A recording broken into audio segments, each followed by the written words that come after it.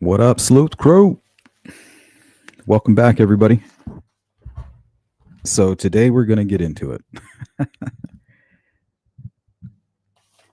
Oh, do I have a show for you? What's up, Scott? Shout out to my European crew, Sleuth Crew. We are everywhere. Is the Baldwin grasshopper?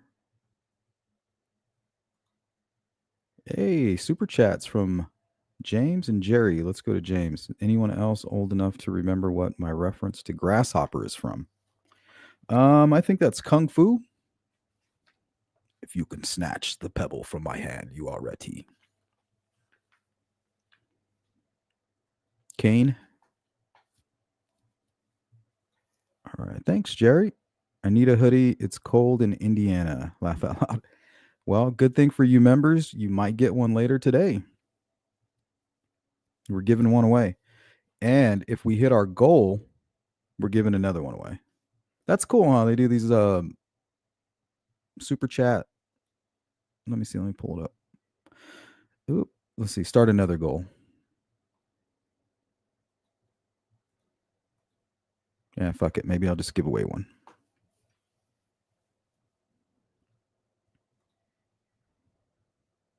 What's going on, Anthony France?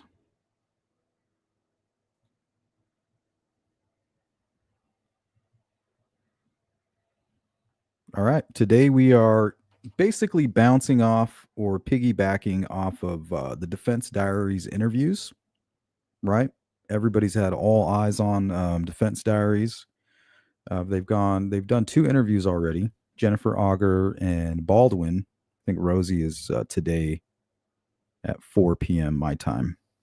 I try to watch them and stomach them as much as I can. But one thing I've noticed in the chat, I mean, it's turning into a cult. You know, I used to kind of joke about it, but now I truly believe that it has turned into a cult. So I'm going to plead my case on that. I might change my mind. I don't know. Right now, I believe it is. We're going to learn a little bit about what it is to be a cult. What we're seeing with Richard Allen is that cult-like behavior, which I believe it is. Give you my opinion on Baldwin's interview. It'll be short and sweet. But that's what you can expect today. We'll talk about Richard Allen's appellate attorneys. So he has 2 that were assigned by the state defender's office. Public defender's office, sorry. And we'll look at a very interesting case that of David Cam. So we'll compare the case of David Cam to Richard Allen's case. And if you guys are unfamiliar with that case, Richard Allen's new attorney actually worked that case, and it was extremely successful. The hell is her name?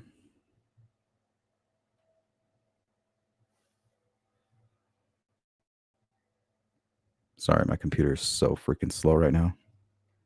Stacy Juliana, Brownsburg, Indiana native. Stacy has been practicing criminal law since 1997.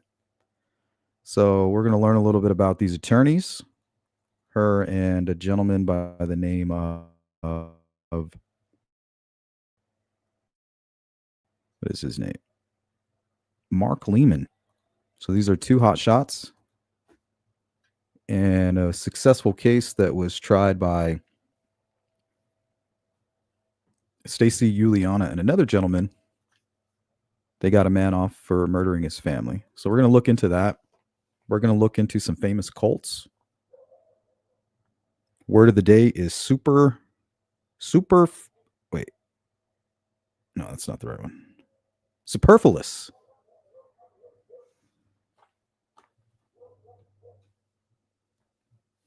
So superfluous, unnecessary, more than enough. So you might hear that word a few times throughout the live stream.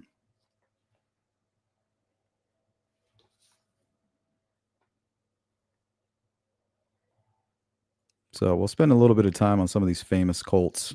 So you're going to hear me say things like, oh, they drank the Kool-Aid. If you don't know what I mean by that, you will at the end of the live stream when we get into the Jim Jones cult. What's up, this account? Patty, Audrey Kessler. Thanks, James. Yeah, that's the first thing that popped in my head. Thank you, James. Yeah, if you guys could go hit the thumbs up, go share the video on your X feed, on your YouTube channel, Facebook, whatever. Christine, good to see you. James says, I refuse to watch Defense Diaries or Lawyer Lee. They were both too obviously pro Little Ricky. See, that's the thing. I don't think they are pro Richard Allen. They have their own cult. It's called, it's like the defense attorney club.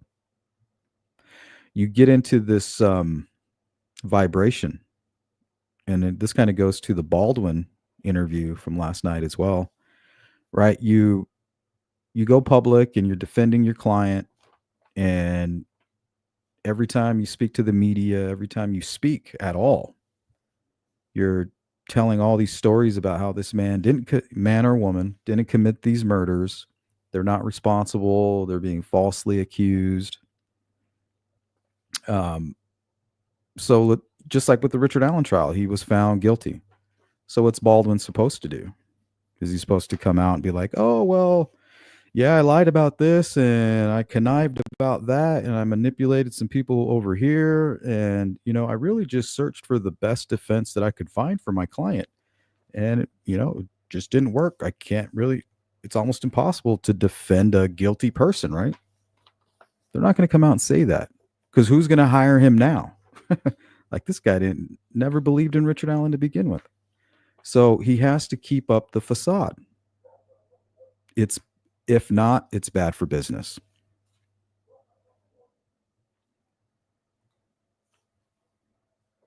What's up, Shelly?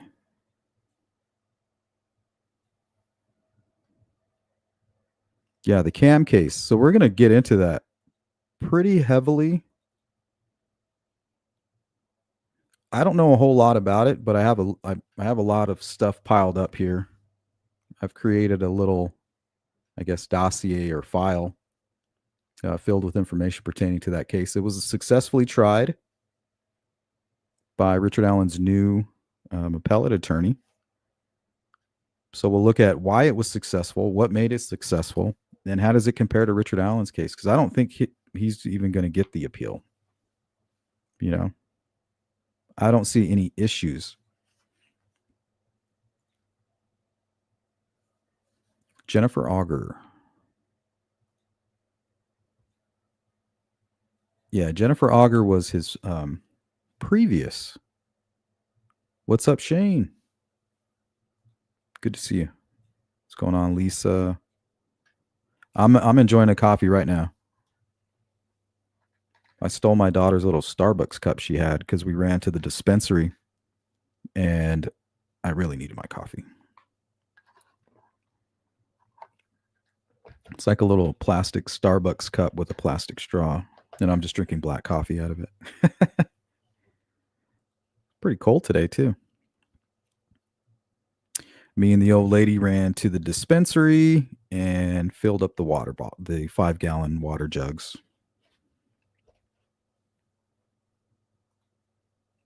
Yeah, she doesn't smoke or anything like that. She doesn't drink. She doesn't smoke. Nothing.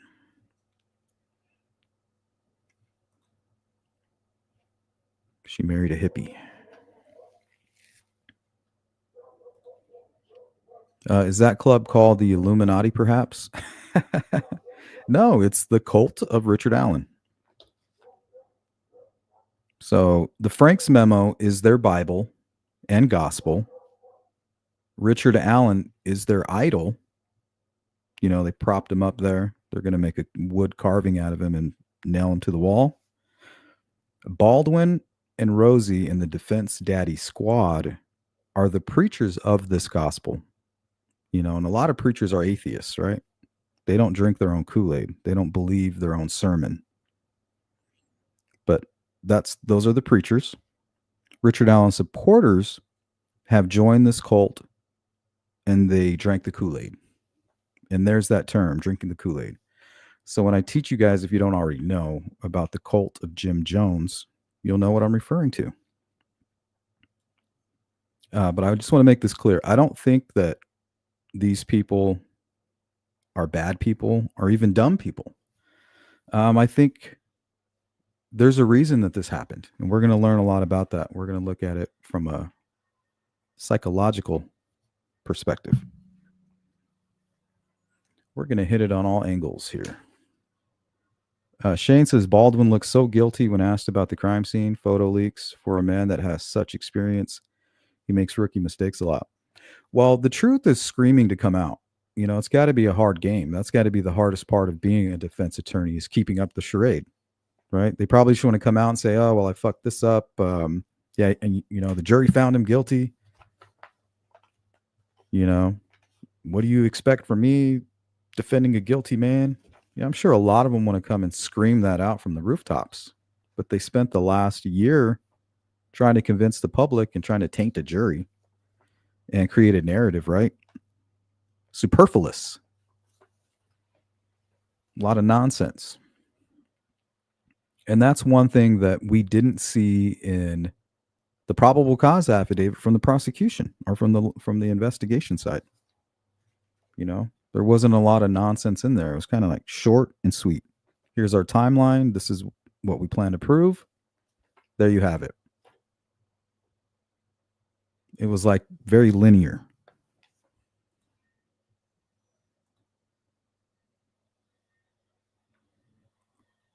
This account says so many fanboys and girls for alleged and convicted murderers. Icky. See, I don't think this has anything to do with Richard Allen.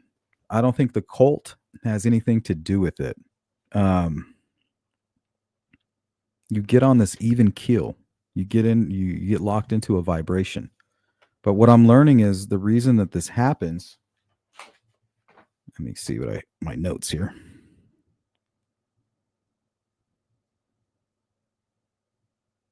So it usually happens when you are in a vulnerable state, right? And we all become vulnerable at some point or other. And then a charismatic leader grabs your attention.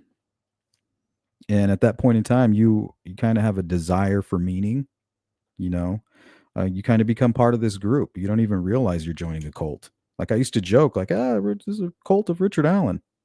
But over the last 2 days, witnessing, the whole group of them in one place, the entire echo chamber in one room, I'm convinced, absolutely a cult. And the cult would need an enemy. So who's their enemy, right? It's obviously the state or the government or the process. Maybe common sense. I don't know. And also there's the shunning aspect. That's how you keep the cult intact is by shunning everyone that disagrees. That's how you keep them on that vibration. Anybody that says, oh, well, what about Richard Allen's alibi?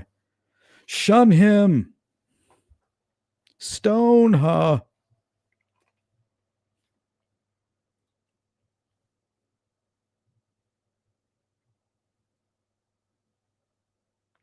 But yeah, so we'll start there. Quick thoughts on the Baldwin Defense Diaries interview.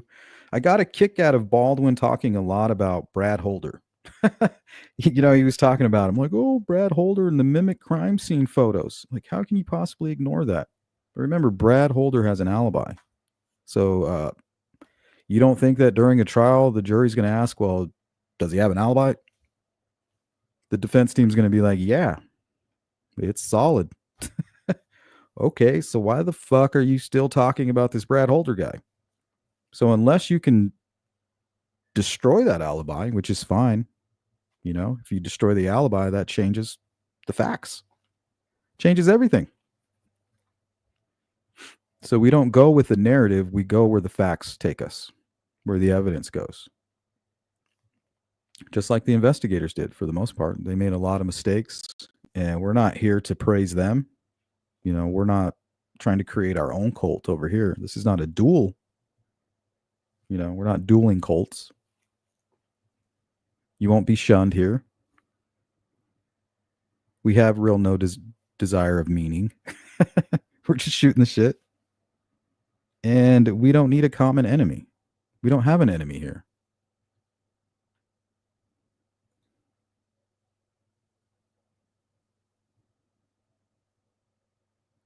But yeah, I thought the mimic crime scene photo stuff was really just a good example of the power of words and how these guys don't believe that Richard Allen is innocent. None of these people really do. There's a psychological aspect of it. And they're following their charismatic leaders. Like they look up to Baldwin.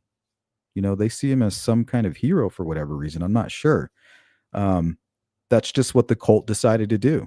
And you have to go along with that. If you want to be a part of this group, you got to go with the flow. Okay, so these are our daddies, right? The defense daddies. We're going to praise them. And we're going to listen to their sermon, and we're going to listen to the gospel, and we're going to eat it up. Because if not, we will be shunned. We will be shunned from the cult, and that's not good while I'm vulnerable and have a desire for meaning. And I mean, we share a common enemy, the government.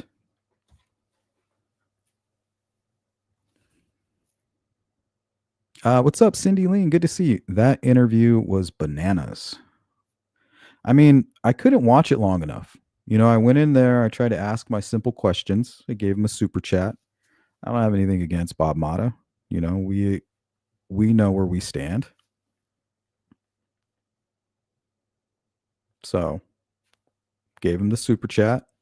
Didn't get my answer, I got attacked in the chat. I was watching everybody get attacked in the chat. And it wasn't just that. I began studying the behavior. It's just something I do. And I was quite shocked. I even chuckled a little bit about it. Like, man, I thought to myself, I used to kind of joke that this was a cult. But damn, it really is. And it has nothing to do with Richard Allen. That's just the magnet that brought them all together. And Richard Allen just became part of the cult, just became an idol. They don't even care about Richard Allen. It's all about maintaining this vibration and this even keel, this line.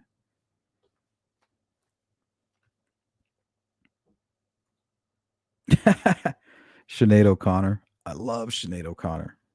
Man, I grew up on that. Doesn't watch podcast or media baloney. Mentions Delphi after dark. Common. Welcome in Chris Worthington. Allie and Bob were grinning from ear to ear the whole stream. Weird considering their man lost and is doing 130 years in a hellhole in prison. Not to mention that Baldwin was talking about how he fucked up, multiple times. You don't want to hear a defense attorney saying that. But remember, Baldwin doesn't believe that Richard Allen is innocent. He's just the preacher. He's the atheist preacher. He's the guy that can't change his story, even though his client has been charged. He can't do that. That would be bad for business. I wouldn't do it. Why would you do that? Why would you go around telling everybody? At one point, he even almost cried.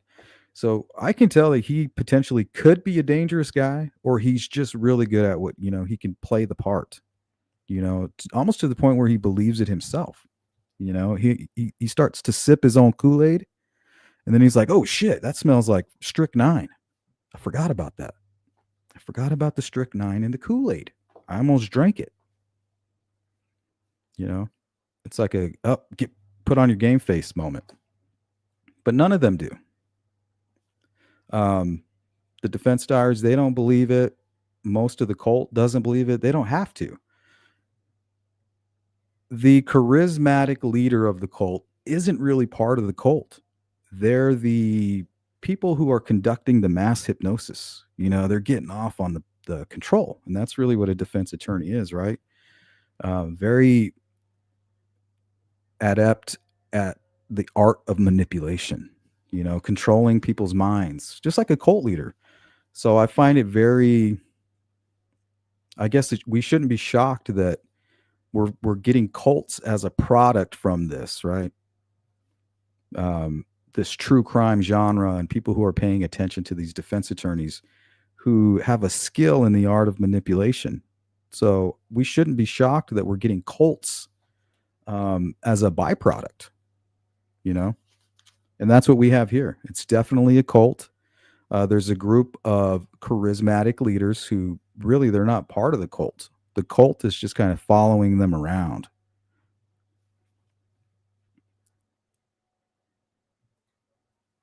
They're not going to drink the Kool-Aid.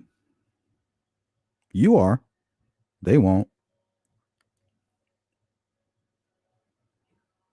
This account says some of us, Sleuth, we've been new about the Kool-Aid. Yeah, don't drink the Kool-Aid, guys.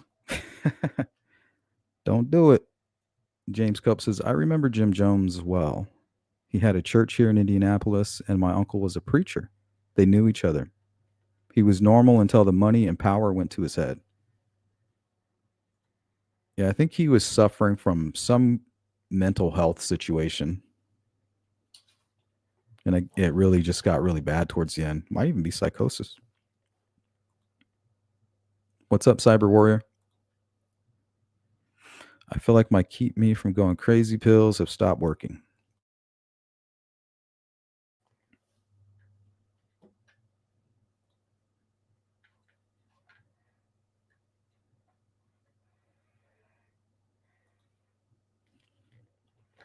I mean, honestly, think about it. If you had a defense attorney who was just like, well, now that I look at it, I trust the jury. I trust the jury. I did my best. They said they found him guilty. He's guilty now. I can say that in public. But the defense attorneys know that there's the appeal process, there's professional courtesy, kind of like Scremin and that other guy. They weren't going to come out after being kicked back, after being kicked off the case. Now that Baldwin and Rosie were allowed to come back, they're not going to come out and be like, oh, yeah, well, I don't know about this Odinism shit. I don't know what they're talking about. We had a chance to look at the discovery and we would have gone a completely different route. They're not going to say that. That's not professionally courteous. You're stepping on the toes of people that you're going to be doing business with in the future, possibly working with them, depending on them, asking them for favors, for help. You're not going to step on their toes. But it's also your responsibility not to drink the Kool-Aid. All right. So where do we want to go from here? Let's see.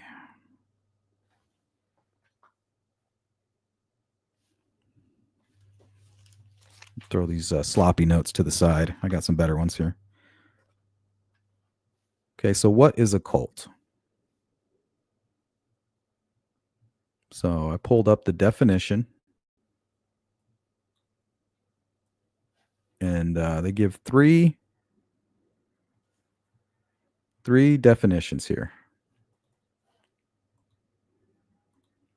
Let me share this with you guys.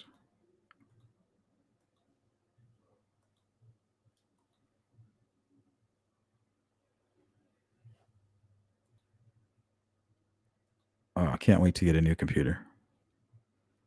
I might just get a new hard drive. Okay, so what is a cult?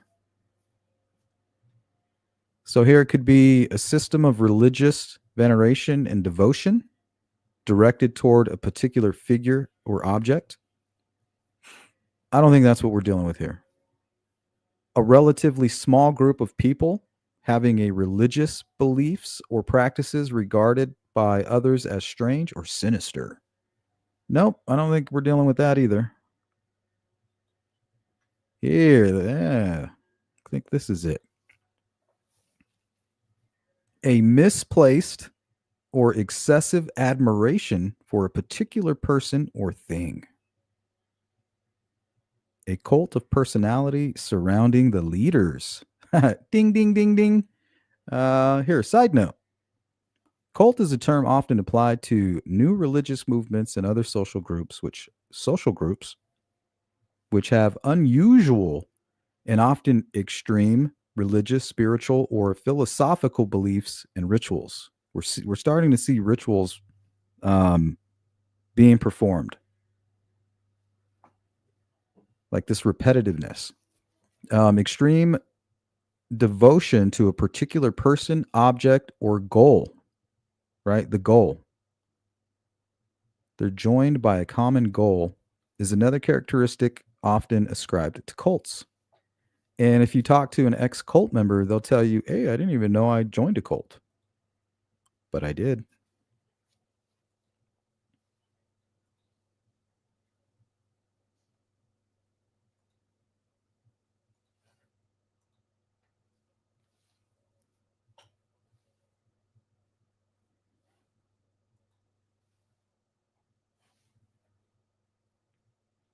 All right, so let's watch a few short videos on different cults, the psychology of how they come about, and how smart people kind of fall victim to it. This one, I think, is from the BBC. The psychological tricks that make cults so dangerous. This one I found extremely interesting. So before we actually start this, let me catch up on the chat. As a child,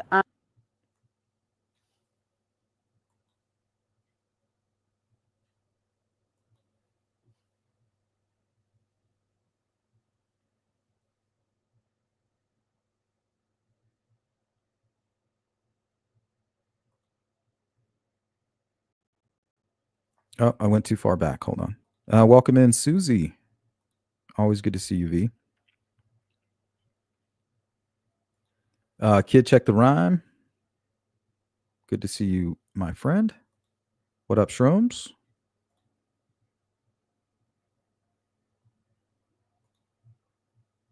They're saying 2 to 5 more.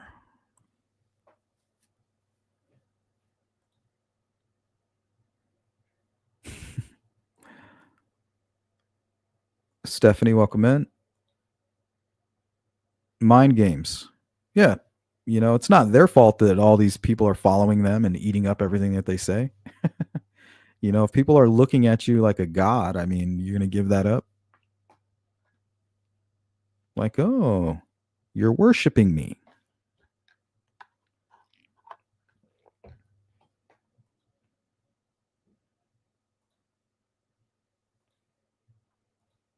What's up, right field?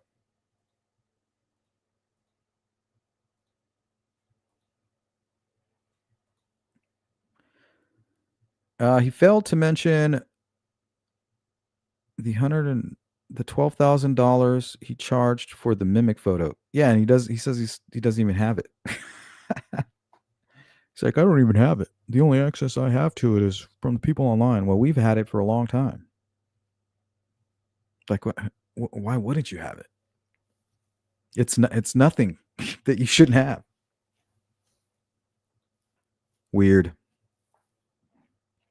Weird stuff, guys. Stephanie says, did you notice Auger when talking about the phone and trying to say there was headphones plugged in? She said he didn't go back. Honestly, I really didn't watch a whole lot of that. I couldn't stomach it. Hey, what's up, Kristen? Cult or not a cult? Is that too much? What say you? That should be the poll question.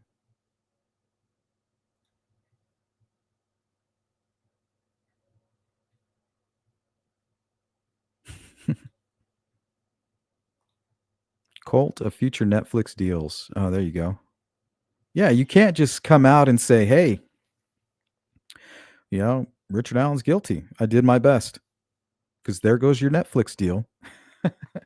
It's just not professionally smart. And if you got Holman coming out doing a PR tour, why not us? Why can't we go out there? I mean, that's probably what they've been focused on this entire time, and not Richard Allen. That's for sure, because they didn't even talk about his alibi. How are you going to bring up Brad Holder, who has an alibi, and you didn't even bring up your own client's alibi one time during the trial. You failed him.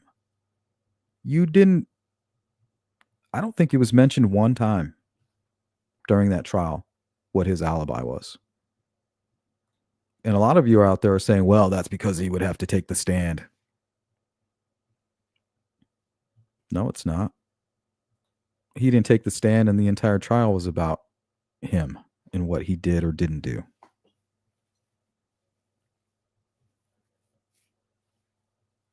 He didn't take the stand one time for all of that information. Why would it be different for his alibi?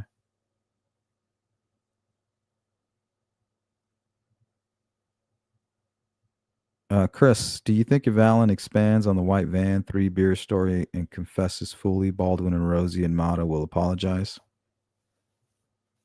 Yeah, because only for strategic purposes. Only a fool would continue to beat his head against the wall. Wouldn't make sense. These guys are very strategic, very tactical, methodical, chess players, cause and effect type guys. Theory of relativity, or should I say the chaos theory? Hey, what's up, Anthony? Good to see you, my friend. Hope you're doing well.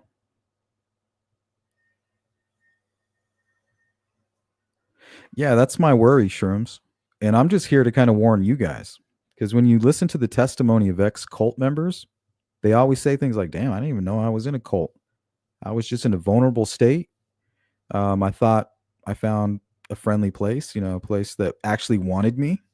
So the thing about cults is they make you feel wanted, very welcoming. But you have to go with the flow.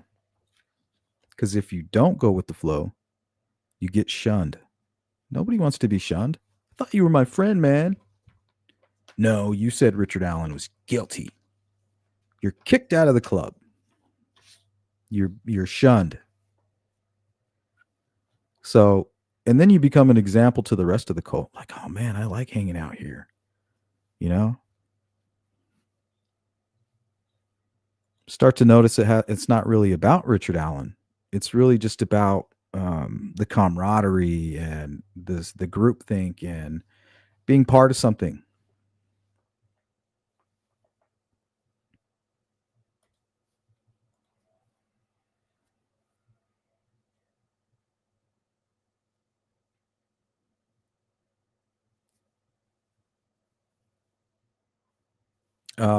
Yeah, that's a good point, Shane. And I mean, we can argue that.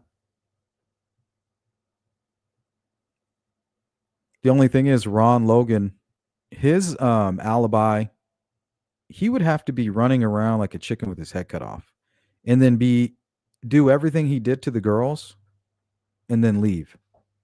Unless you're supposed to expect me to believe that he tied them up, I don't know, duct taped their mouths, and then just left them in his home. And while all these searchers were searching the woods, he's just acting like, hey, they're not in my house. And then when it dies down, he takes them one by one to where they were placed. But if you go that route, then you're like, well, what about the Odinism? Like, it's just a stretch. When you keep it simple, it becomes so clear, and it's not even up for debate. That's what I'm here to talk about. That's the moral of today's live stream, that it really has nothing to do with Richard Allen. That's what I'm learning, because they're not looking for factual information. These people are extremely delusional, and it seems to be known to them. It's like part of the way they communicate. They ignore certain things, and as long as they stay on that path, that straight line, they can continue to hang out in the cult. They won't be shunned. I think they've weighed their options.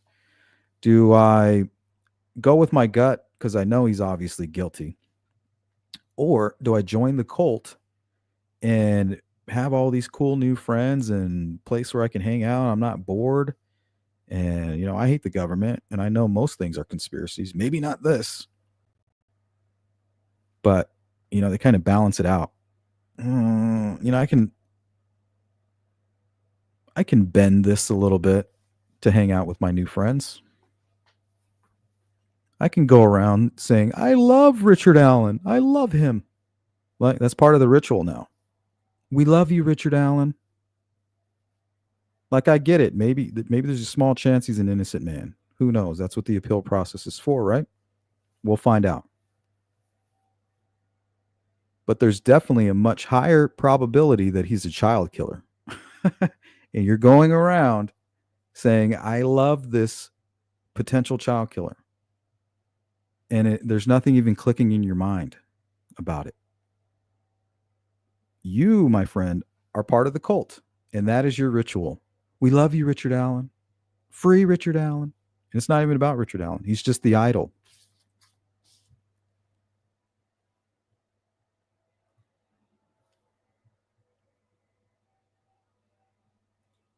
Good to see Shrooms.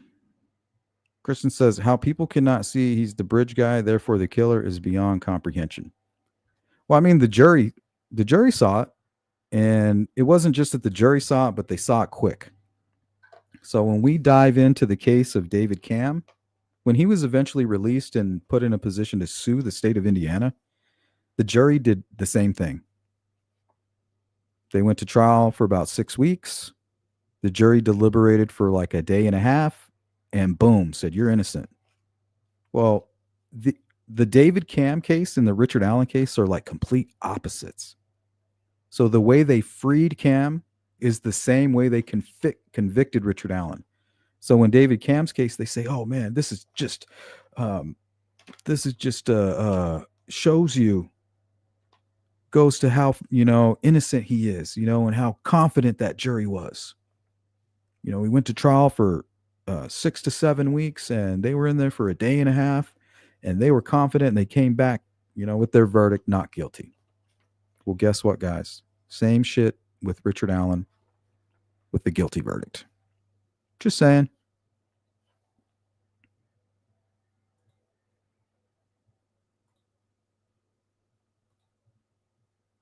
Shane says bordering. We're not quite there yet. I don't know, man. After watching those interviews and interacting with these folks, and just their inability to diverge from the cult. They wouldn't even entertain the other ideas. There's no devil's advocate over there. There's no entertaining ideas or hypotheticals. You can't even joke about going against the cult. You'll be banished.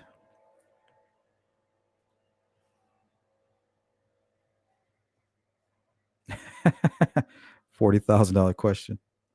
Is Allen allowed to do an interview, or more to the point, will the cult let him? Allen's not even part of the cult. He's just become an idol. They don't even care about Richard Allen. He's just part of the fabric. He was just part of the magnet, the beacon that attracted this group. Like, it's beyond Richard Allen now. It doesn't even have anything to do with him anymore. He's just the face. He's the idol. Stephanie said, I seen Bob Motta time people out for asking about Allen's alibi. I don't think it was Bob Motta. I think it was his crew, his mods. He knows it. You can see the duper's delight. And I'm not here to judge anybody. I'm just calling it how I see it. I'm not here to judge anybody to their core, right? Because we don't know these folks personally. So do with this information what you will. On Odinism. That seems interesting. One of the people over there said Baldwin is not going to talk about his alibi because that's for the second trial. Oh, you're gonna talk about Odinism, Brad Holder's alibi, Patrick Westfall's alibi. Put it in this Frank's memo, part of the gospel. If you were my defense attorney and you didn't try to sell my alibi, I'll be damned. That's another thing about the David Cam case. So we're going to compare those two, I think, towards the end of the stream. And he had a solid alibi. I mean, that was his entire case. Like, hey, I was over here playing basketball with 11 people from my church. It's impossible. And that's how he eventually was acquitted, was because he had an alibi. So explain to me how Richard Allen goes through an entire trial and his defense team never once talks about his alibi. So how are you going to sit there and say, oh, well, he's innocent until proven guilty? He doesn't need to prove his alibi. Yes, he does. He's under arrest. He's sitting on trial for murder. If you want to prove his innocence, or that he's not guilty, you need an alibi. So anytime you talk to these folks about Richard Allen's alibi, Richard Allen doesn't matter anymore. What happened to Richard Allen doesn't matter anymore. The point is, the common enemy is the state, right? The government. And we're part of this group. We have all these things in common, and I don't want to be shunned. There you go, Turbo. Yeah, I was going to put up some stuff on David Koresh, Waco. Man, what a story that is. That is a crazy. Now, you want to talk about a conspiracy? Yikes. Yeah, there you go. David Koresh. Great example. If you guys know anything about the whole Waco, Texas incident, the compound. Hey, what's up, Lilith? That was the most useless interview. No one cares that Ricky really loves talking. Yeah, I was like, what the fuck are you talking about, dude? Bet the girls love Taco Bell too. He didn't talk about the email he accidentally sent to Brandon. Nope. Yeah, they didn't talk about any of that. They didn't talk about anything. He was just preaching to the cult. You know, they're going to do his bidding because he's one of the charismatic leaders. For whatever reason, the cult decided to worship them. You know, that's just how it works. These are certain things that you need to have a legitimate cult. If you want to go to the cult Olympics, you have to qualify.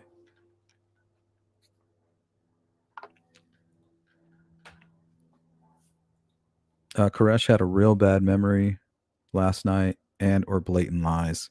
Well, you could just see the truth. You could see the truth wanting to come out. Like a few times he admitted, like, man, I really wish I would have done this better, or we really should have attacked this more. It's like you don't want to hear anybody saying that. And I could just tell that he didn't want to be saying it. But he needs to make room for the lie. There's only so much room in there.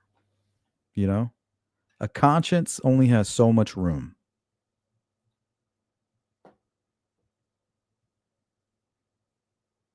So every once in a while, it'll force out some truth, like two chicken eggs, and the lie can breathe a little bit. Whew, got some elbow room in here. Kind of like with Richard Allen and his confessions, right? Like he can only keep up his charade for so long. He needs to make room for his lie. So those confessions are like him popping out a few chicken eggs.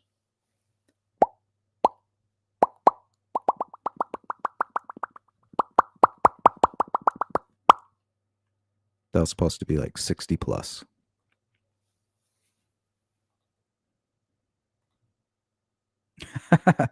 What's up, Kelly O? Welcome to the sleuth sleuth crew.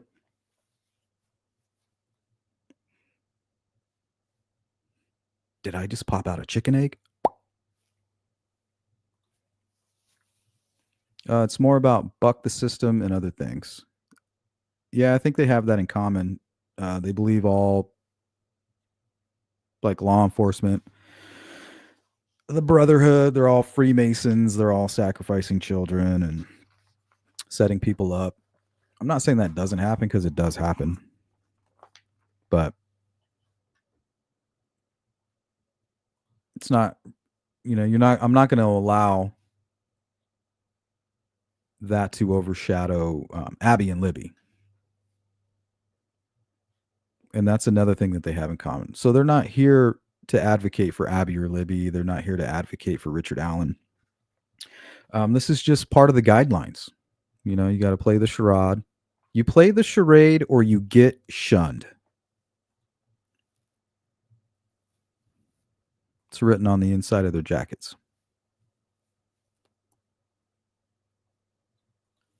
Turbo, I particularly enjoyed him discussing the low standard of proof required by the law for third party Murphy and Click both testified at the 3-day hearings that they found no evidence trying those 6 men.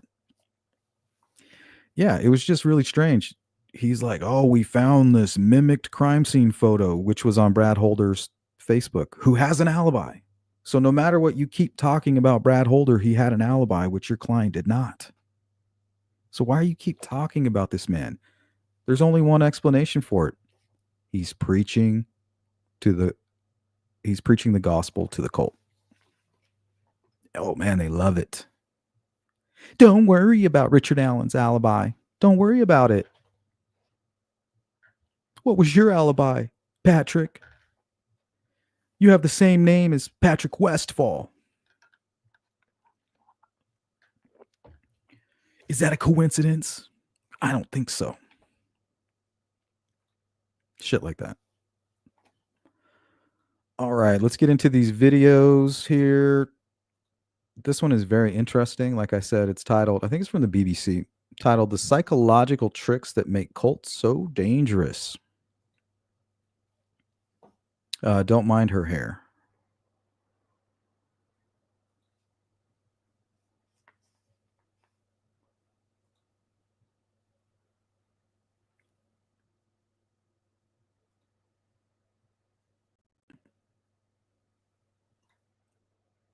Yeah, well, it's not about the truth, Shelley. It's past all that. It's about the cult now, and however you keep that vibration moving forward, you can't lose any of those elements. You can't lose the charismatic leaders. You can't lose the common enemy, and you cannot lose the need to be part of something bigger. And you also have to be a little bit vulnerable because it has nothing to do about being smart, bad or good, gullible. It's not. It's just like a recipe. And then before you know it, you're eating cult cookies.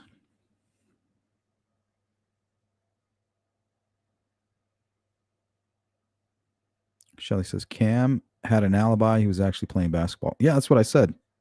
He had 11 witnesses who said he was playing basketball, people that he went to church with, or it was at his church, something like that. So completely opposite of Richard Allen. So it took them a day and a half to reverse Cam's conviction, and it took them a day and a half to convict Richard Allen. So in Cam's case, they're saying that was, you can attribute that to how confident they were. Well, I guess same goes for Richard Allen then, right?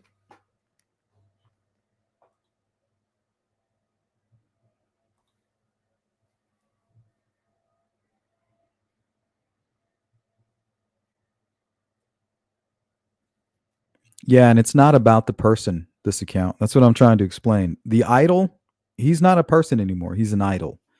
And to say, I love Richard Allen or free Richard Allen, it's part of a ritual now. You know, it's almost like something they could chant. Free Richard Allen, free Richard Allen, free Richard Allen, free Richard Allen. And then they can get the drums. Free Richard Allen, free Richard Allen. You know, and then they start the little dance. Next thing you know, you got the tambourine, the maracas. You know, it's fun.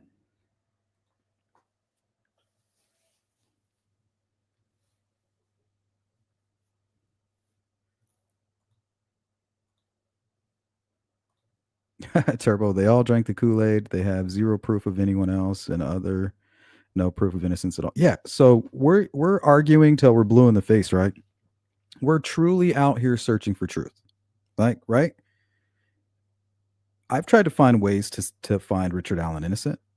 You know, endless nights, lots of hours trying to figure out how they got to where they are now. You know, I dissected it as much as I possibly could with my feeble brain on both sides. You know, this is not a pro prosecution channel. I'm not a pro prosecution person. I have my own qualms, if you will, with law enforcement. Hey, super chat from Sees Through. Thanks for asking the important questions. The simple questions, really. These aren't anything sophisticated. It's a simple question. Turbo says, "You're right, Sleuth. It's never been about Alan." It's not. Hey, Defense Diaries podcast in the building. Joe Newman, good to see you. Julianne Friend says, "Speaking of the devil, I'm sure it's Bob. Good to see you, Bob."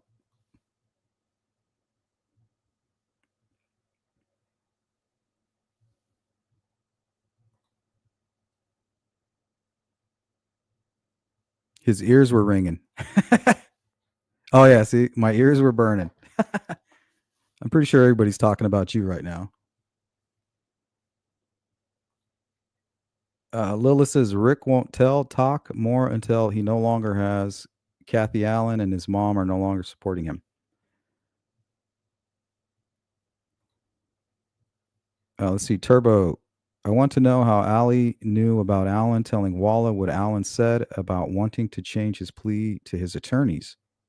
That's the first time we heard that last night from her. Oops. See, I don't like this back and forth. You know, well, how did this get leaked and how did that get leaked? Who cares? People have their sources, you know. It's really not that big of a deal. I don't know how they got Richard Allen's medical. That's what everybody tells me. I get emails probably maybe twice a week. How did you know what medication Richard Allen was on before anybody? A little birdie told me. A little birdie flew on my shoulder and said, "Pach, pach, pach, pach, pach." I was like, oh, okay.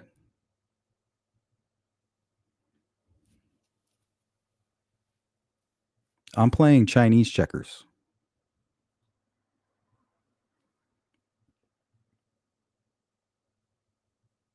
Chris saying, can Alan do an interview from prison, though? I don't think he can for a while. I think there's going to be this period.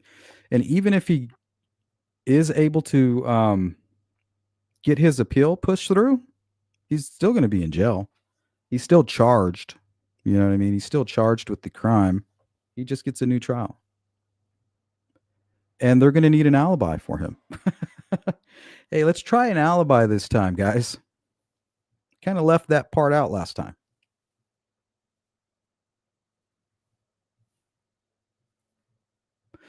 I don't think I'm ever going to catch up on this chat. Here, let's start this video. This one's important. Once again, this was from the BBC, the psychological tricks that make cults so dangerous. Some interesting points. We might stop and go throughout this. So if you want to go watch the full video, that's the title there. Psychological tricks that make cults so dangerous. Some interesting points are made here that we can apply to today's live stream. As a child, I was raised to die, tortured to death in the name of Jesus, and I was one of the lucky ones and should be thankful for that. Throughout history, groups known as cults have led ordinary people to believe unbelievable things. Charles Manson is the mystical leader of the hippie cult, suspected of killing Sharon Tate and at least 6 others. World watched as a compound in Waco, Texas burst into flames, while cult leader David Koresh became infamous. The whole spectrum of criminal activity. In 1978, more than 900 people committed mass suicide at the order of their leader, the Reverend Jim Jones. People always think cult members are very gullible people, that they're stupid, personnes assez faibles, like they're looking to fill a hole in their life. and that's absolutely not the case. What's up, Today, Karen? there are countless cults across the globe, but it's hard to know how many because most people. Yeah, speaking of countless cults, there's a new one on YouTube, or really it's on Reddit. We'll call it a social media cult. You know, it has nothing to do with Richard Allen anymore. It just has to do about groupthink, echo chambers, a vibration, a common enemy, and not wanting to be shunned and feeling like you're part of something. It's grown beyond Richard Allen. Might not even know they're in a cult. I want to understand what a cult really is and what compels people to join them.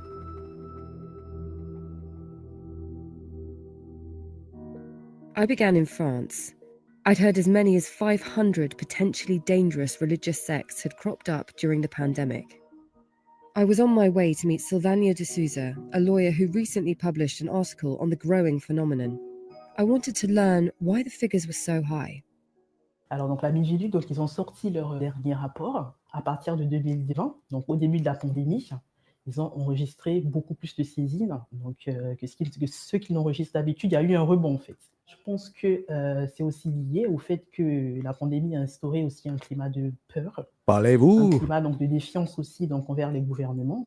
Et donc les gens ont cherché donc, voilà, des solutions alternatives. Quelle est la différence entre une secte et une religion?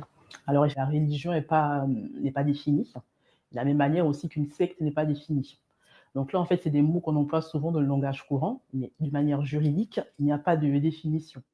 Defining what a cult actually is problematic. Not all cults are religious, and not all new religions are cults.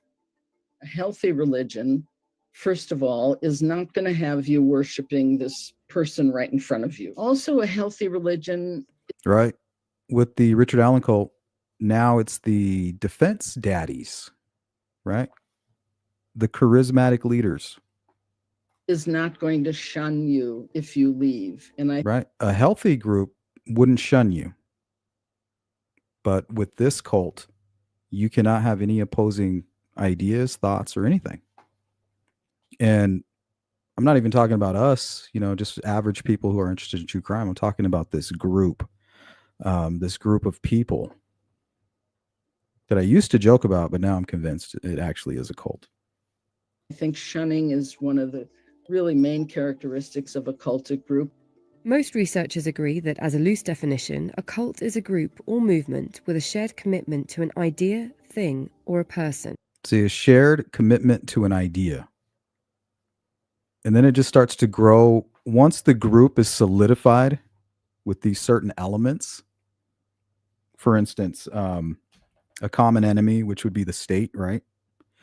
You would have to be in a vulnerable state at the time, have a desire for meaning. And then once you've become part of the group, you have this huge fear of being shunned. So that way you make sacrifices, what you'll go along with and what you won't.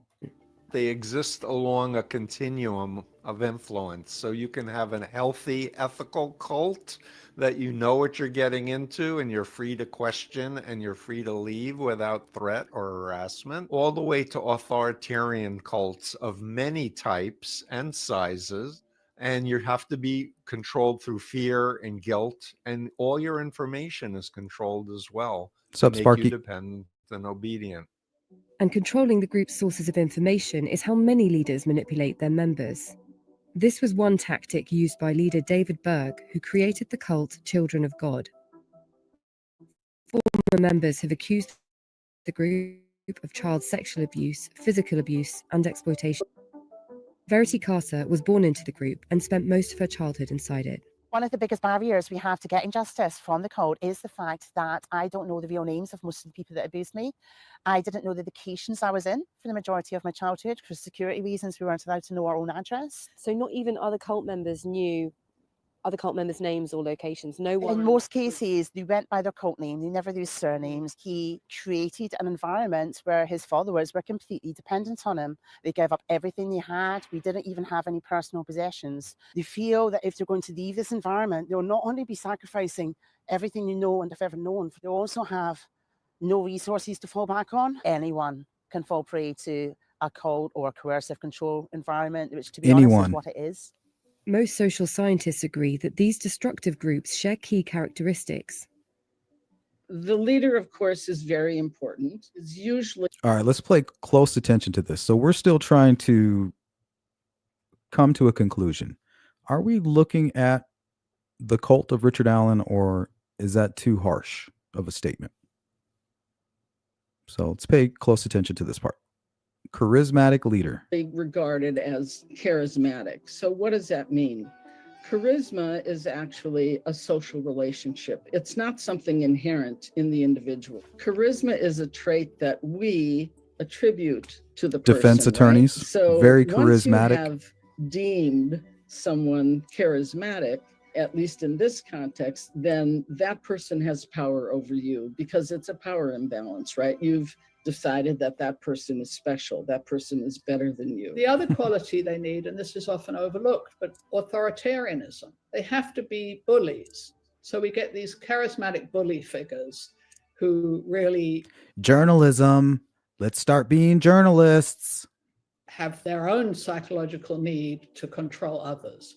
What's up, Miranda? When people think of brainwashing, I think they think of some movie where there's bright lights and things that kind of trick someone into kind of a zoning out into this weird place. But it's not like that at all.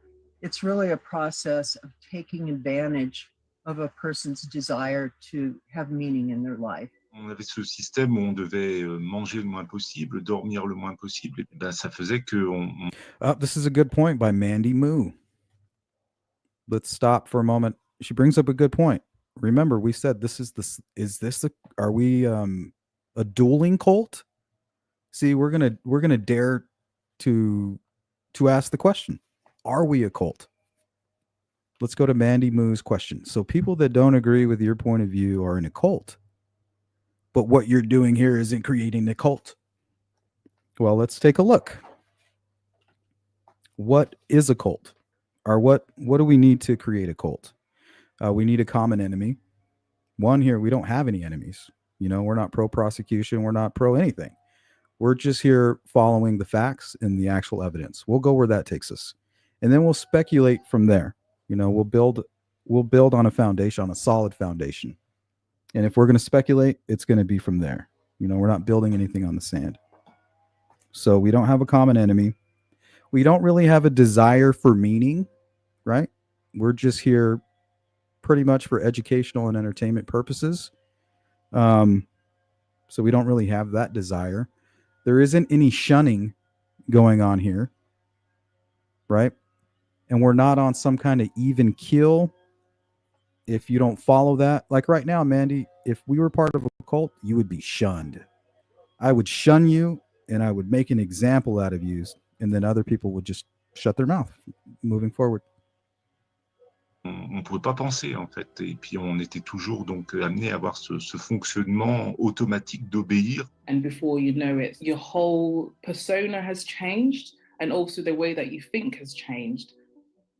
Cults exploit people, and it's important to remember these are kind of what we call totalistic systems. They engulf all of a person's life. So really all elements of a person's life end up getting exploited. In my cult, there were microphones and cameras installed in people's rooms so that even while you were in your room trying to relax, don't say the wrong thing because it'll come back to you later. And many cults involve that level of surveillance. Cults need an enemy. An enemy serves as a binding force in the community. And this enemy can take many forms. Katie was born into a communist cult and spent 30 years of her life in... So what is the common enemy? I'm going to have to say it's just the system in general. Law enforcement, government, things like that. Captivity. The leader was her father, Aravindan Balakrishnan, who died in prison in 2022. He told his members that the enemy was an invisible machine called Jackie.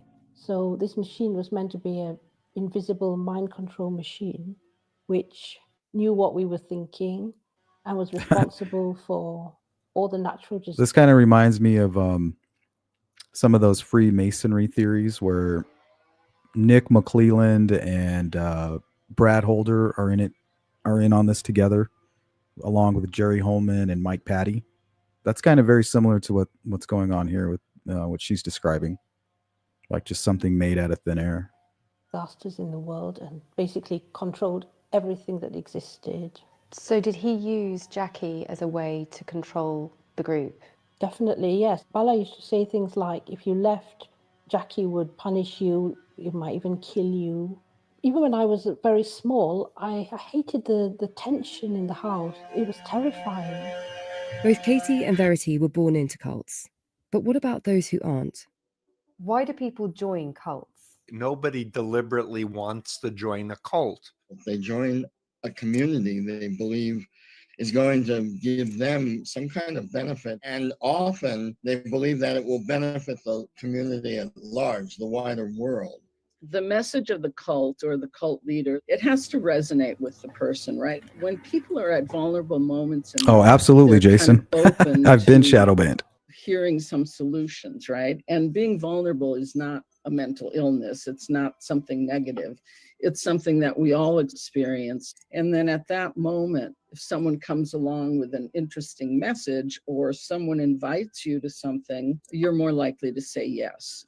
One has to understand there's deception, whether overt lying or withholding vital information or distorting it to make it palatable for people. In my experience, it just started off over meeting with people over coffee and not knowing that I was getting drawn into a cult. That's the crazy thing about it. It could easily happen to any. See, one moment you think you're just checking out some true crime content. You know, next thing you know, you're part of some weird cult and you're saying, I love Richard Allen. You gotta be careful. Anyone, if they are not educated enough on what cults are. More than 2/3 of people who join cults are recruited by a friend, a family member, or a co-worker. And cults are skilled at knowing who to target. Built like a pyramid scheme, earlier members will recruit in newer ones. After that, we would invite them to this retreat center in the woods. We would try to keep them separate so that they wouldn't talk to each other and think critically together to convince each other out of it. Do as much as we could. Did you hear that? I'm going to run that back. We would try to keep them separate so that they wouldn't talk to each other and think critically together to convince. Yeah, there's no thinking critically. Convince each other out of it. Do as much as we could to try to keep them away from going back to their own life. Once in the cult, members are subjected to indoctrination, which can take different forms. And this level of coercive control is strengthened with guilt, shame, and fear.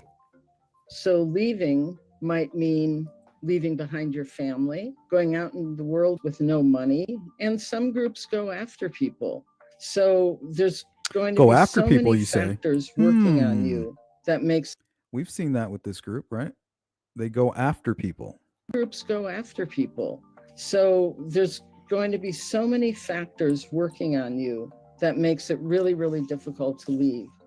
Since escaping the group, Katie has built a new life for herself and is studying for her university degree. So I wasn't allowed even to go to school. I kind of didn't know whether I would ever be able to do it. Well, I have, and I'm chuffed about that. It's one of the hardest things I think that people will ever do in their lives is leave a cultic group. It's only after I'd left Shincheonji that I began realizing what had happened to me. I remember it being so hard for me to even say the word cult. I came from an environment where I was worthless. I was nothing. I wasn't going to achieve anything. I wasn't even going to grow into adulthood. And just getting up every day and proving them wrong is a massive achievement. Yeah, definitely. I'm not who I was Shelley? born to be, and I'm proud of that. You got to look at both sides, really. Or you're not being intellectually honest with yourself, right?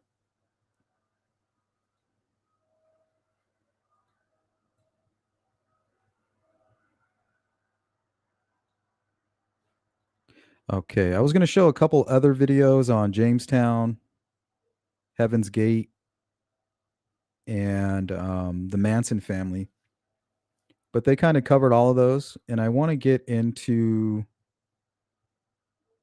the new appellate attorneys and the David Cam case. And I want to end the live stream by comparing that successful case for Richard Allen's attorney, well, one of his new attorneys, and compare that to Richard Allen's case. They're actually the complete opposite. You know, in one case you have an alibi, in the other you don't. Yeah, we'll get into it here. Let's start with this article here, and I'll share it with you guys up on the screen.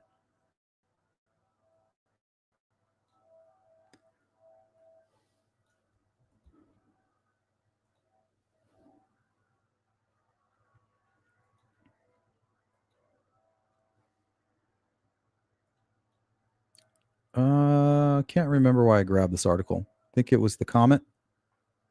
Logansport attorney, one of two assigned to defend Allen's appeal. Appellate attorneys have history of wins. This was posted today by Amy Graham McCarty, and you can find her at amy@herdmedia.com. Richard Allen's appellate attorneys have a long history of winning appeals, including the release of a former Indiana State Police officer who served 12 years of a life sentence after being convicted for the murders of his wife and 2 children. Thursday, Logansport attorney Mark Lehman and Bargersville attorney Stacy Juliana, I may not be pronouncing that right, were assigned to represent Allen in his appeal. Allen was convicted and sentenced to 130 years in prison for killing Abigail Williams and Liberty German. A jury determined Allen kidnapped and killed the Carroll County teens on February 13th, 2017. Juliana began her career in criminal defense at the Indiana Public Defender Council, a state agency dedicated to improving the quality of representation provided at public expense, according to her website. She co-authored the Indiana Evidence Manual, Indiana Sentencing Manual, Indiana Motions Manual, Search and Seizure Pamphlet, and Confessions Pamphlet. Damn. Impressive. One of her more notable cases was the appeal of former Indiana State Trooper David Cam. Cam, who always asserted his innocence, was convicted of murdering his wife and 2 children. Remember, Cam went through 3 trials. Like, this is nothing like the Richard Allen case. Was convicted of murdering his wife and 2 children in September of 2000. Cam was initially convicted of the crimes and appealed. On an initial retrial, he was again found guilty. Cam appealed again and was given a second opportunity for retrial. On his second retrial, he was again found guilty. He appealed a third time. This time, Cam was represented by Juliana. Cam spent more than 12 years in prison before the Indiana Supreme Court reversed his murder convictions and life without parole sentence on grounds that evidence that should not have been hard by the jury was used at trial against him. Yeah, they mentioned, they tried to say that he molested his daughter. What was another one that, the judge didn't advise him of his rights. Yeah, there was a lot of crazy stuff. I might be getting that confused with another case, but Lehman is one of Indiana's most seasoned appellate litigators, according to his website. He has tried nearly 200 appeals for clients before the Indiana Court of Appeals, Indiana Supreme Court, and the United States Court of Appeals for the 7th Circuit. He studied at Indiana University and clerked in various courts. The attorneys have 30 days from the date of Allen's sentencing, December 20th, to file his appeal.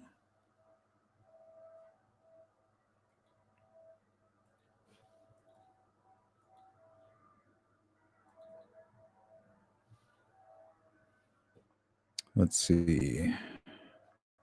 So Lehman Law, serving Cass County and surrounding areas. Seasoned appellate litigator, Mark Lehman stands as one of Indiana's most seasoned appellate litigators, boasting a rich portfolio of nearly 200 appeals. He's a trusted legal authority.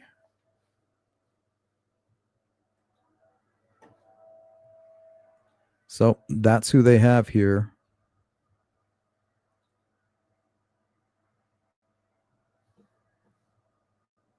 So, according to this post on X by Emily, he was appointed an appellate attorney and will be appointed another by the state's public defenders. The appellate attorney is whom files all motions and appeals from here on out. So, I mean, that makes sense to me. Okay, who was David Cam? Let's take a look. And right now, here comes David Cam's attorney. We begin right now with Mr. Cameron. How are you feeling? How am I feeling? We're relieved. That's her right there. We're gratified. I'd say that sums it up. You seemed a little, both of you kind of seemed a little emotional inside the courtroom when that verdict came. Well, It's only been 11 years on the case. for Stacy, Yeah. and you know, we have been confident that David was innocent, and seeing him vindicated, and this needs to be seen as a vindication of David, was very, very gratifying. This jury really deliberated, as a practical matter, maybe a day, maybe less, after a 6-week trial. That is nothing more than complete vindication. Just like of David Richard Allen. Cam. And I hope that the viewers, especially the people in Southern Indiana, really understand that. This man has been innocent and has been wrongly accused for 13 years. What specifically do you think did it for the jury to side with you? Lack of evidence. Once you get away from all of the superfluous stuff that infected the first 2 trials, there really was no evidence. And then you add to that the silly story Charles Bonnet was telling, which was really a story that the police fed to him. And then you add to that the DNA. And, you know, Charles Bonnet killed these people, and the evidence of that is overwhelming and conclusive. What specifically are you talking about when you say? Oh, yeah. They also had a third-party suspect with an actual nexus in evidence. Right? The complete opposite of the Richard Allen trial. Superfluous stuff in the first 2 trials. Oh, you know, the reasons the cases were reversed twice. The sensational stuff that really had nothing to do with the case. That wasn't true and had nothing to do with the case and caused the appellate courts to reverse the case twice. And this is a vindication of our appellate court and our Supreme Court, too, for doing the right thing. Because when you do the right thing, justice does sometimes take... Richard, David seemed to be really overwhelmed. Sure. After when it came down. What was, were you able to talk to him? Yeah, he's overwhelmed. I mean, he has been fighting since 3 days after his family was murdered to prove his innocence. And I mean, this is a man who couldn't even attend his family's funeral because the prosecutor at the time was in such a rush to have a press conference that they had to arrest him. And so, of course, he was emotional. This is complete vindication after 13 horrific years. What was the first thing he said after that verdict came down? What did he say to you guys? Thank you.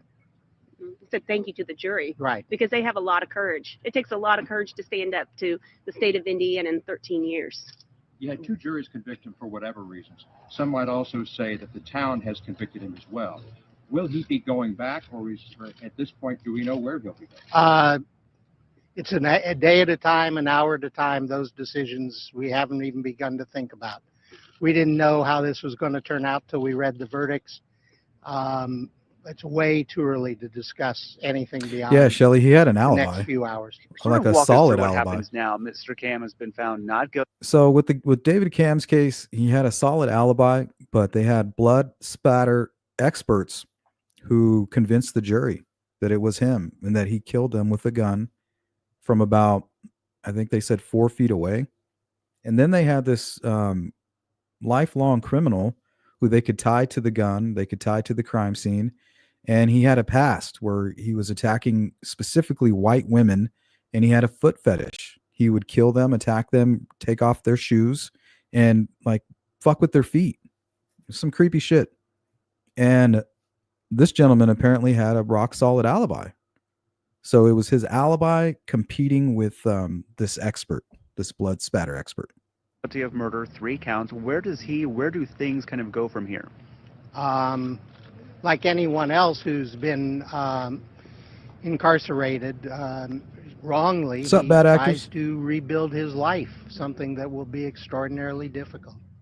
Has he mentioned if he will return to Floyd County? Again, it's been a matter of trying to figure out how to get through What's up, what Annabelle? happens next. So there's been absolutely no discussion about. What's up, Delphi dummies? We're told it'll be, in the next several hours. I don't know how long the book out process takes. So we just don't know. And what's some of the, I guess, perhaps maybe the psychology might be sort of the right way to describe where he kind of goes from here. He's been used, obviously, to a jail cell for the past 13 years. What's it going to kind of be like, I guess, perhaps readjusting, out of a jail? I do not know. He doesn't know. We're going to go one step at a time. And, first he has to mourn his family. He was never given the opportunity to properly mourn his family. It's been survival since 3 days after his family was taken from him. So I think he just has to start doing what a person could normally do and start mourning them. And then he can worry about himself. In regards to evidence, what message does this send about such DNA evidence? What does this say about bloodstain pattern? Well, what it says is when science is applied over the last 13 years, their case has fallen apart. Every time it gets weaker and weaker because the science gets better. And every time we find out things they assumed were true are not true. So when you apply real science, justice is Superfluous. done. But they didn't do that in the beginning. They jumped to some conclusion based on a fraud. Who is Mr. Cam talking to now? I know they mentioned that you wanted him to meet with Don't some of his forget the family word of the members. day is Who he talking superfluous. to right now? He was talking to various family members, Parents, brothers? various family members. I think that's private to the Cam family. We talk about witnesses and evidence that were most critical. One witness you were not able to put on was Mike McDaniel, their lawyer from the first trial. But he had said, the first trial they have Charles Bonet, they can say he did it, not just somebody else did it. How critical is Charles Bonet to all this? Is he at the top of the heap? Well, Charles Bonet committed these murders. The evidence, we believe, is conclusive of that. He's been convicted of these murders. Had he been discovered prior to the first trial, let's be honest, if they really treat him as a suspect prior to the first trial, if they interrogate him as a suspect, the odds are you'd have seen the state of Indiana versus Charles Bonet in 2002 rather than 2005. What's up, Kathy? With this sort of contrived story of him selling David the gun. So the discovery of Charles Bonet was critical. What was shocking is the evidence the jury didn't hear about how Mr. Faith intentionally did not send the DNA profile of Mr. Bonet to CODIS so that it could be discovered. It was not a mistake. It's very clear it was not a mistake. It was intentional conduct. He didn't want to know the truth. He didn't send it to CODIS, and that is just shocking behavior. And I think had the jury heard that behavior, I think had the jury heard the truth, the whole truth about Charles Bonet. Easy E. More like the cult of the prosecution. The prosecution?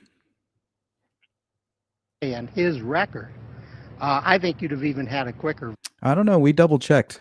We thought we were a cult. We thought maybe they were dueling cults. Easy E. But then we kind of figured out what it means to be a cult and part of a cult and how that happens. And I think we're pretty safe here. There's no shunning here. We don't have any enemies, no common enemies. Although some of us can be vulnerable at times, this is more of a safe place. We don't prey on the vulnerable here. Verdict. And I mean, it's hard to have a quicker verdict in a case this long. But I think if the jury knew everything about Charles Bonet, his penchant for attacking white women, all of the evidence that the jury didn't hear, I mean... Attacking them for their shoes. I mean, how much more evident can it get? This is, I get this a lot. So if you guys think I'm deleting your comments, trust me, if I don't like your comment, I'll just block you. I don't delete comments. So if you're getting comments that are deleted, it has something to do with the content that you're putting in your comment. I don't know if you're putting certain terms. I know that you can't put email addresses, I'm pretty sure. There's certain things that YouTube, bottom line is YouTube will delete comments. It's not me. So take it easy. He attacked women and beat them up for their shoes and to look at their legs. And that's this case. And I think if the jury would have heard that, we would have had a 3-minute verdict. Hindsight being 20. Right there we have the two attorneys for David Cam right there, Stacey Juliana as well as Mr. Cam, and talking about what they think ultimately led them to have Cam be found not guilty in this case. And of course, we're going to continue listening to a little bit more of the comments that I think we heard enough of that. I got a couple more videos I want to go to on this case. And this will act as an outline, and then we'll discuss we'll compare this case, this successfully overturned murder, and compare it to Richard Allen's conviction.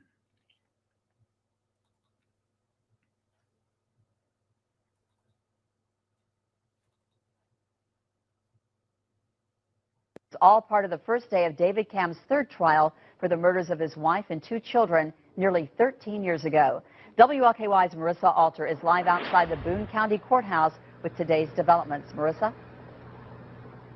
Vicki, the trial's here to ensure an unbiased jury who doesn't know all the history and details with this What's up, case. Vala? But during Vala opening Hawks. statements, the defense violated court instructions and mentioned something previously ruled inadmissible. That led to the prosecution's request for a mistrial, which the judge did contemplate but ultimately denied. For a third time, David Cam enters a courthouse for the start of his murder trial. Also, once again, come the graphic So this video right here is back from 2013. visuals of the night his wife Kim and their kids Brad and Jill were shot to death in their Georgetown home garage, September 28th, 2000. It's hard. Sit there and see, I try not to look at the pictures, but just get up there and just hear that over again. And it's like bring back memories. Day one's testimony included a crime scene technician who showed video he took of the scene, including the victims' lifeless bodies. All 3 died from a single gunshot wound. Loved ones on both sides kept their heads down or eyes covered. A couple wiped away tears. One even left the courtroom. Maybe gets more difficult every time. Bob, they're going to eat you. Because of what we Uh-oh. You're no longer going to be considered a charismatic leader, and you will be shunned. That's a big no-no for the cult. know can happen, and we know that juries can come back with unjust verdicts. Also difficult for Julie Blankenbaker, hearing Special Prosecutor Stan Levko lay out his case in opening statements Thursday morning. Levko told the court Cam's motive was insurance money. He stood to gain $750,000 if Kim died, and even called about it the next day. I am responsible for that. For him to portray to that jury that that phone call was somehow a part of Dave's big plan for this insurance scam is absolute nonsense. And it was me. Had I not made that suggestion, they wouldn't be holding that against my brother right now. But Levko said it's tiny drops of Jill's blood found on Cam's shirt that convict him. The state says it's high-velocity impact spatter from a gun. Oh, damn. I think we're hearing directly from the cult. Easy-E, we may need to interview you here. So it's not sketchy to you how 3/4 of the true authors of the Franks Memo died by suicide. Dun, dun, dun. Murder or have been silenced in smear campaigns like Todd Click. That's shocking. I'm blown away. Shot. The defense argues it's transfer from when Cam leaned over Jill to reach Brad for CPR.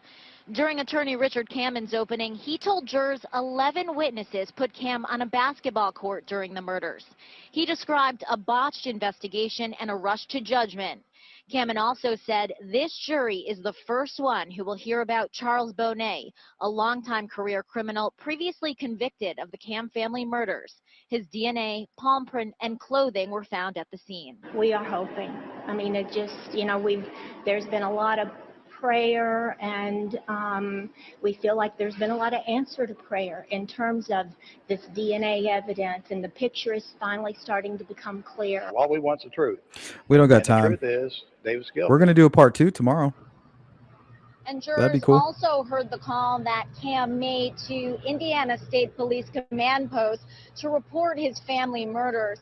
Stan Levko did say that it was unusual that Cam chose to call his former post rather than call 911. See, and this is all, a lot of this is just a matter of opinion. Like, for him to call directly to the police department makes sense. Why would he go through the middleman? Why call 911 when you are a fucking cop? Like, you're going to call directly to them. I have their personal phone numbers. You know, that wasn't weird to me at all. So there's nothing about this case that reminds me of Richard Allen or says, hey, this case was overturned, so I think that might be possible here for Richard Allen. There's nothing. They're complete opposites. So I'm very curious to see how his attorneys handle it, because it's nothing like that case.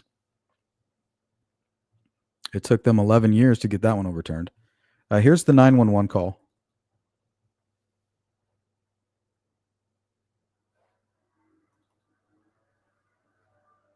Can I help you?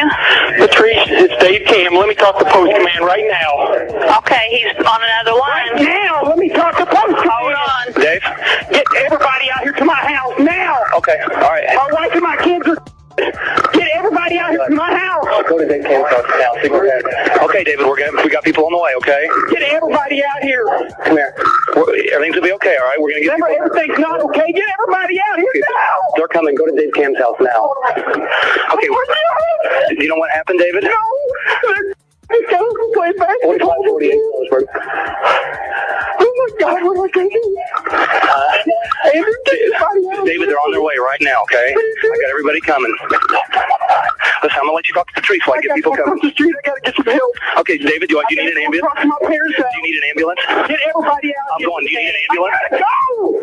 Dave, he hung up. Can I help you? Crazy. And you got to think, if you just found your entire family murdered, that's what you're going to sound like. You're not going to be making any sense. Now, if you are making sense, to me, just because I've been covering true crime for the last 3.5 years, to me, that's become suspicious. That is a red flag to me. You know, if you're not acting weird,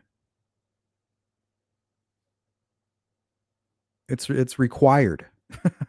If you are an innocent man and you just came up, well, actually, there is no manual. Like, the weirder, the better, in my opinion. The weirder, the better. The weirder you're acting, because think about it.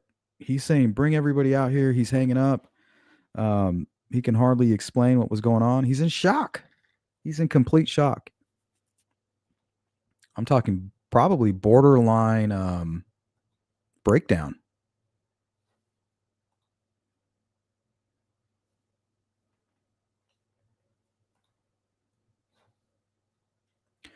Okay, so we are running out of time. Shit.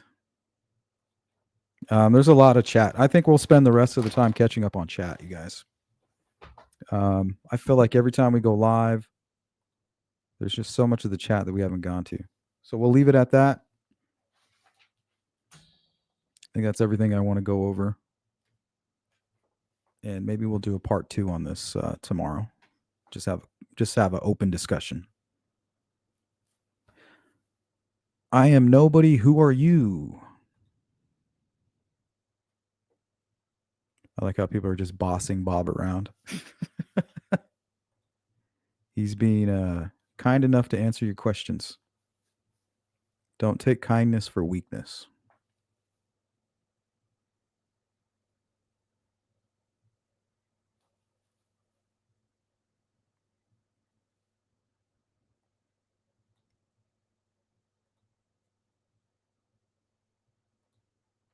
What's up, Vala?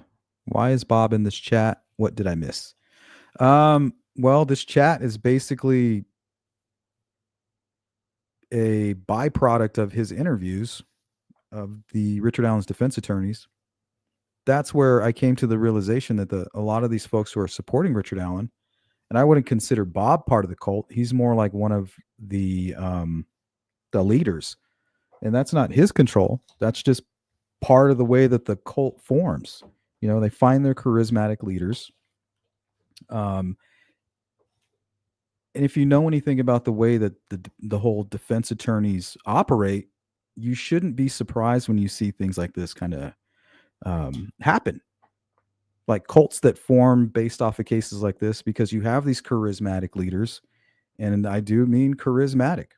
And a leader is anybody that's leading you. You've chosen them. You've chosen to follow them. And we've discussed the Frank's memo to this cult, maybe not to Rosie, Baldwin, or any of these other folks who, the upper echelon, who are kind of like part of the club. It's different for them. You know, they know that they don't even believe in the Frank's memo. They know which parts were made up. They know which parts are there to manipulate. It's all part of a strategy. And when the case is all said and done, it's bad for business to go back on your word. It's professional suicide. You can't finish a case like this and say, oh, well, I guess I fucked up. I guess Richard Allen really was guilty. You're going to have trouble getting an appeal. You're stepping on the toes of your partners, the other defense attorneys that might be working this case or that you might work with in the future. It's like just professionalism. Kind of like when Richard Allen's attorneys got swapped out, you know, once they Baldwin and Rosie were returned as his attorneys, they asked the substitutes, like, hey, like, what do you think? You think he's guilty? It would be discourteous professionally to say, oh, yeah, this Odinism shit, what the hell are they thinking? I wouldn't go that route. Like, what are they thinking? He's obviously guilty. Like, if anything, they should be going for a plea deal. If you did that, you're stepping on toes, and it's not a good business decision. So we're looking at the cult as the Frank's memo being the gospel. Richard Allen would be the idol. His defense team would be the preachers of that gospel. And Richard Allen's supporters, they drank the Kool-Aid. Doesn't make them bad or dumb. It just means that most likely they were going through a vulnerable moment, desiring meaning, common enemy, and once they're part of a group, they fear being shunned. That's a cult in a nutshell for you. Question is that what we're dealing with right now? I don't think it has anything to do with Richard Allen anymore. It's gone way beyond that. It doesn't have anything to do with Richard Allen being innocent or guilty. That's just part of the ritual now. You know, I love Richard Allen. Free Richard Allen. It's all ritual now. And the charismatic leaders, they're not drinking that Kool-Aid. Just you.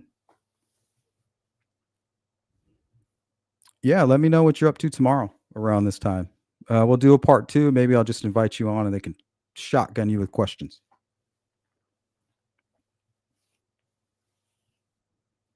Yeah, let me know if you're interested in that. That's a good idea. If you're up for it.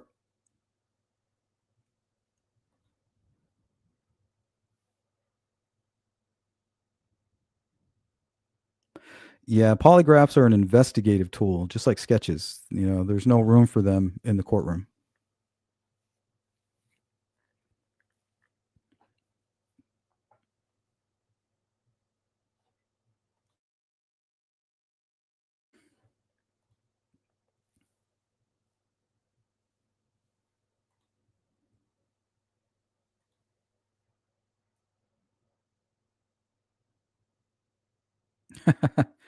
I don't know if he's seen your question, Shane. I would just retype it. We got about 10 minutes to try to get it in there. I'm so far behind on the chat, guys. I apologize. Yeah, he's always welcome here. I don't think either of us has time. I got to get out of here. My stomach has been growling for the last 30 minutes. And I can smell the food downstairs.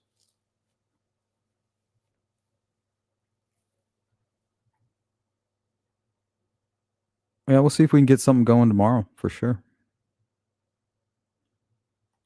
Jason's, I'm an Italian from Philly. Or is that more Boston? Boston.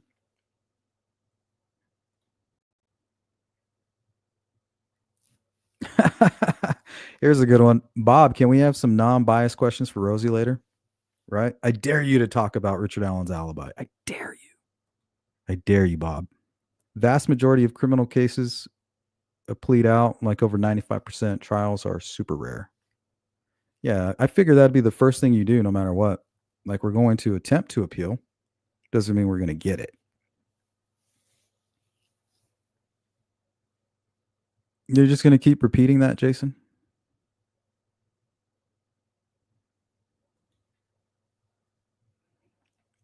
Delphi Dummies. I'd like to hear what Andy has to say about the yellow rope specifically. You're going to get shunned, dummies. Don't go against the gospel. It doesn't matter if it's been proven wrong, false. It doesn't matter anymore. You don't go against the cult.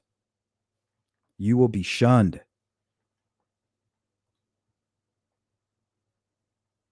Don't bring up any inconsistencies or lies within the Frank's memo.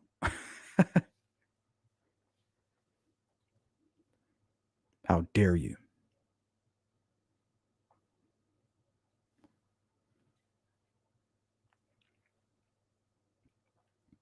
What's up, Funkarella?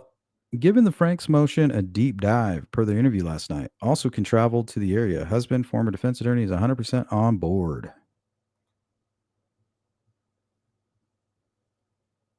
Yeah, the Frank's memo is not accurate at all. not even close.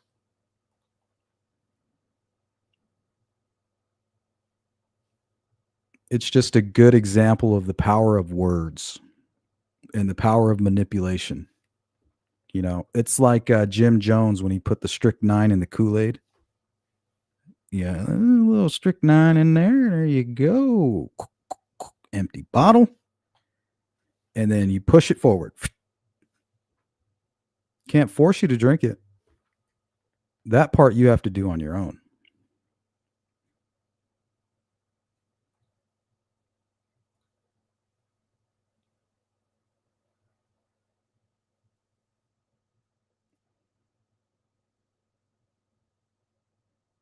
Thanks, James. See how much better positivity just feels? I think it's scientifically proven that it's very beneficial. Something with the water molecules and the way they react to positive energy as opposed to negative. What's up, Gambies? What's up, Sparky?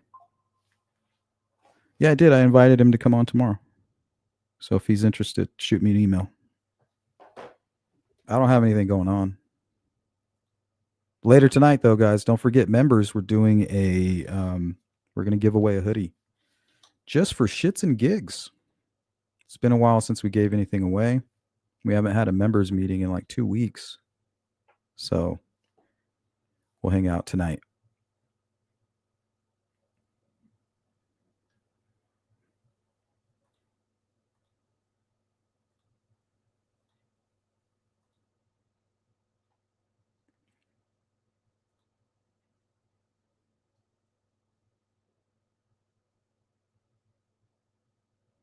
I think he's been pretty clear on that. At least he was during our interview. And that's why we maintain the relationship to whatever degree.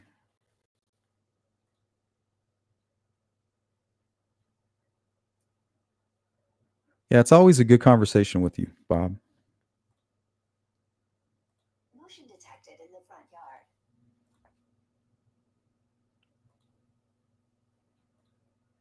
What's up, Karen? Richard Allen fit the face, voice, and walk period. Others didn't match all three.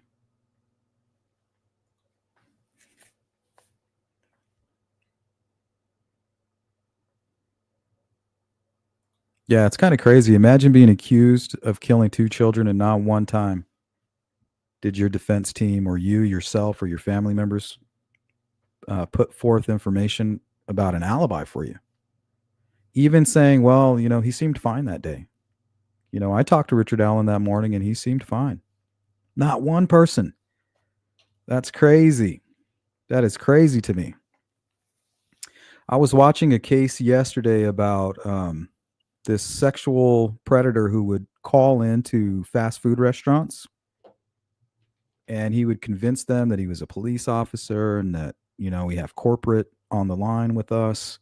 I know this seems really strange, but we can do it this way, or you can come down to the station and we can do it here. But if you do it here, we can just go ahead and make sure that everything's all clear and we'll be done with it.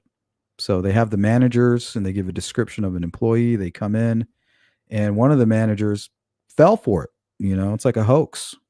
And this guy's getting off on it. He was doing it for 10 years, a serial hoaxer doing it for sexual gratification. He would get the managers to strip these women and do semi-sexual acts. Well, this guy, who he came out and admitted, yeah, I was fooled. He was being charged with kidnapping and rape for being fooled by this guy. And I can see that. Like, you should know better, right? You shouldn't be that stupid. And he admitted that. But this guy got on the stand and he was pleading with the jury. He's like, I'm pleading my case. And they found him innocent. There has to be a reason that Richard Allen didn't do that, or folks didn't do that for him. It just doesn't make any sense for an innocent man not to have an alibi, or at least have his defense team fight for it, fight to help explain it. How do you expect to, I understand it's innocent until proven guilty, but you're already on trial. There's already a probable cause. They've already served a search warrant. You have these horrendous charges against you. At no point are you going to discuss an alibi? That is crazy to me. So I would get frustrated arguing with people like, are you not going to talk about it? And then I figured it out. They don't care about his alibi. They don't care about Richard Allen. It's not about Richard Allen anymore. It's about the group. It's about the cult. We got to maintain the cult. Because if you don't, you'll be shunned.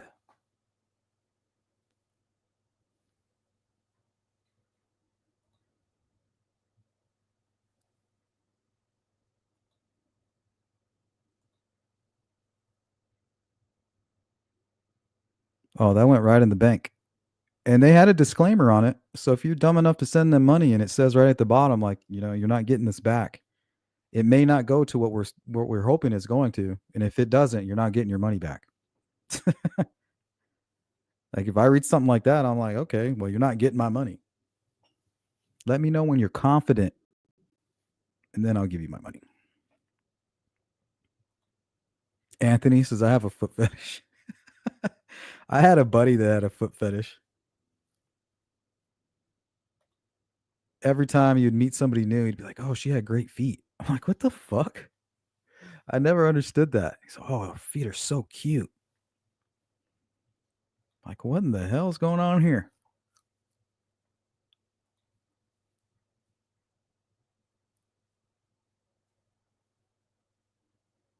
Yep, there you go, this account. Right? You don't get shunned, and we don't send out attackers.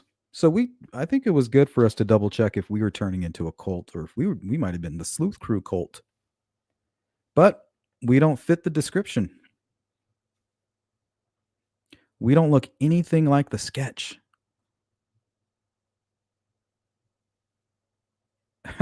I don't know. I don't think the defense team did any favors for him. I mean, they didn't talk about his alibi. They wasted like a whole year on third-party suspects that they knew didn't have a connection to the crime scene. But the thing is, remember, it must be damn near impossible to defend somebody that's guilty.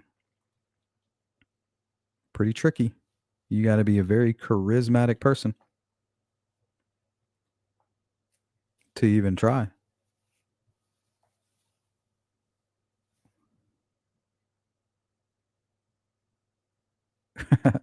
Well, I think it has more to do, Vala, with his timeline. If they called his mother on the stand, she's going to say, well, he didn't leave until 12. Like, he left around 11:30, 12. And I'm not going to lie for him. I'm not going to perjure myself. So that's not going to help Richard Allen. We can't call you to the stand. because you just dismantled our entire case. That's the only explanation for why they didn't address Richard Allen's alibi. It's because it wasn't beneficial to him. We'll just act like it doesn't exist. Maybe they won't notice. Oh, well, I noticed. And you try to argue that with the cult, but it doesn't matter because the facts don't matter. It's beyond that. It's beyond. It never was about Abby and Libby for the cult. It may have been about Richard Allen at the beginning when the cult was forming, but now it's beyond that. It's just all about the ritual, maintaining that vibration. And if you divert, you'll be shunned. And there's no coming back. No sandwich for you.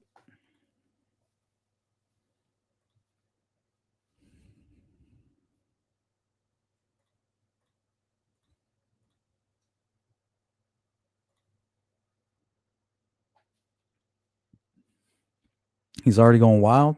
What the?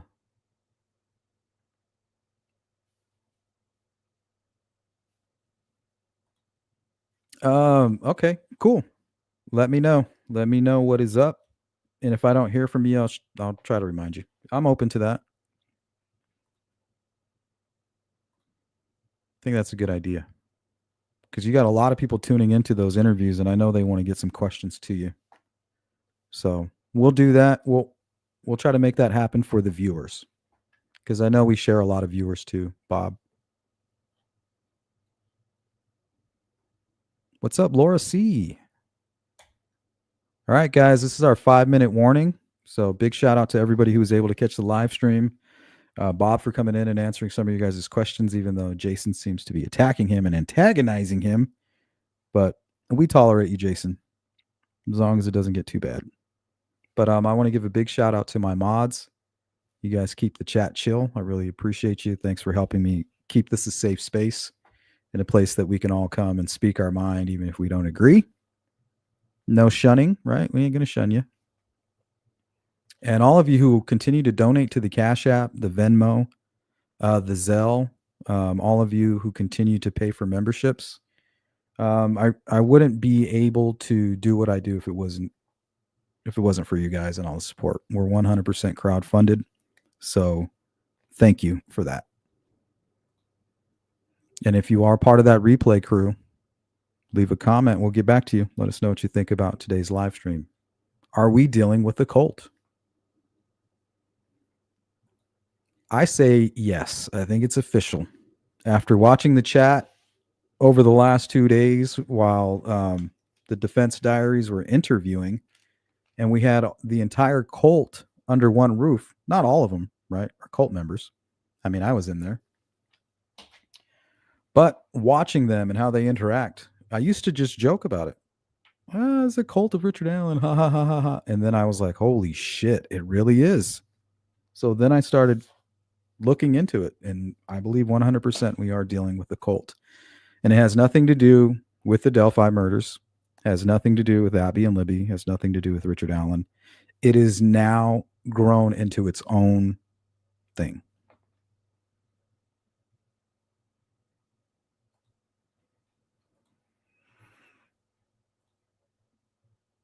Okay, I'm just going to zip down to the bottom, make sure I didn't miss anybody. Teddy, welcome in, Teddy. Good to see you.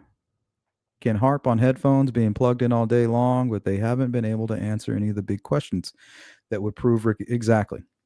And they can't go back on that. You know, they're still working on an appeal. They have professional courtesy they need to adhere to for their own business strategy, right? It would be suicide. Go around stepping on everybody's toes that you might be working with. That's not smart. So that's something I would expect from them. Hard to trust somebody, you know, when you know they're obligated to do that. That's why I don't. All right. Welcome back, Scott. All right. I think that's it, guys. Bob answering your question, Jason. The White Rabbit. My favorite Delphi moment is Bob walking out of the courthouse on verdict day with his hands out in complete stunned confusion. Ha, Yellow Rope Gang. You'll get shunned, Teddy. Don't go against the narrative, buddy. Just keep doing the rituals. Keep staying on that even keel. Don't go against the group, or we will attack you and you will be shunned.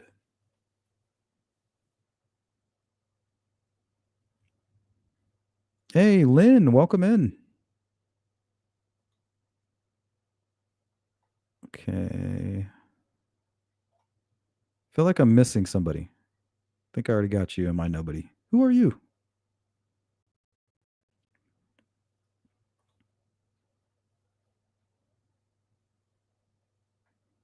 Yeah, I just see a lot of people out there saying, oh, well, how could somebody support a convicted child killer? It's not even about Richard Allen anymore.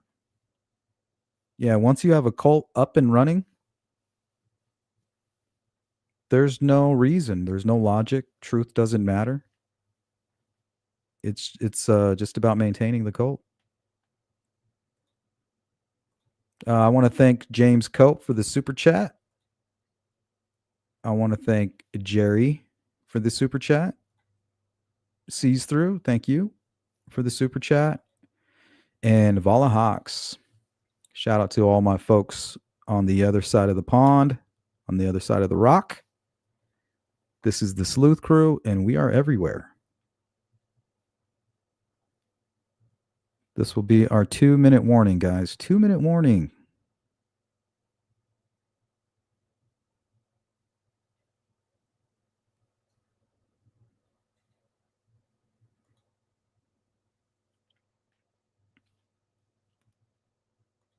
All right, take care.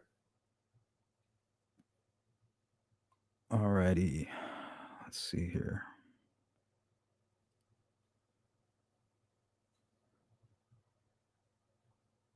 All right, guys. Sorry if I didn't get to your comments. You know how it is. Every time we cover the Delphi murders, the comments just keep coming and coming and coming and coming. I have it slowed down, and I still can't find the bottom. Let's go to Christian Keelbad. Been watching you for a long time, personally thinking this whole thing is a small town full of actors and players. Too many suspects, deaths, and unanswered questions.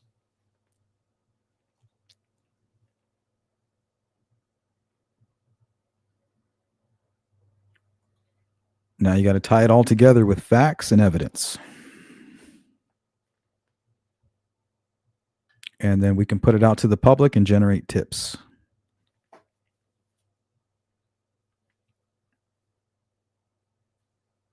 Yeah, that's true. Repetitive. You guys are most of you are probably too young to remember the whole weapons of mass destruction debacle. Every day you would wake up, turn on the TV, weapons of mass destruction, weapons of mass destruction. And then when they said, hey, we're going to war over weapons of mass destruction, you're like, yes, weapons of mass destruction. Just totally hypnotized. Maybe the whole planet is a cult.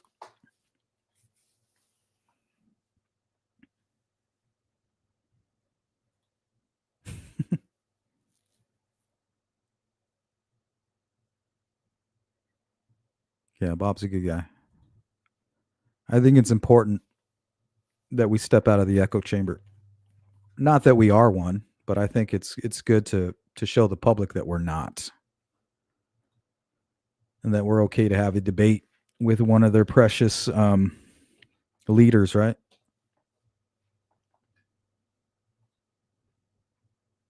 They didn't elect themselves leaders, the cult. They don't have any control over it. You got it, Phil. Good to see you. Badass, what's up? Yeah, I think they had a meeting about that.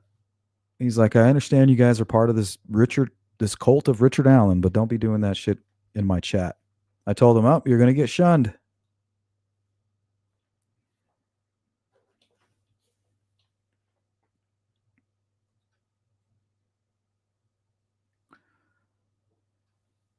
They only need 2 charismatic leaders, not 3.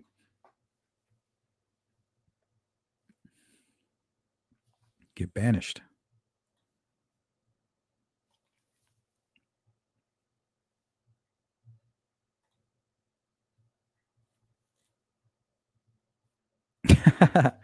Yeah, I noticed that.